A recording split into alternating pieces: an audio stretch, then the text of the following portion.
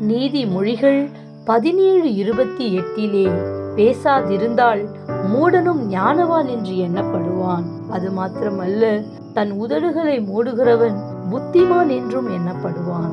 ஞானமும் புத்தியும் நமக்கு மிக அவசியம். ஆனால் இதை கொடுப்பவர் கர்த்தர்தான். இதை நாம் பெற்றுக்கொள்ளக்கூடிய தகுதி நமக்கு வேண்டும். அதற்கு நம் நாவை நாம் அடக்க வேண்டும். சிறிய நெருப்பு பெரிய காட்டை கொளுத்துவது போல நம்ம நாவும் கூட சில நேரத்திலே நெருப்பாகி விடுகிறது. நம் அவயங்களிலே நாவானது முழு சரீரத்தையும் கரைப்படுத்தி ஆயுள் சக்கரத்தையே கொளுத்தி விடுகிறதாயும் இருக்கிறது.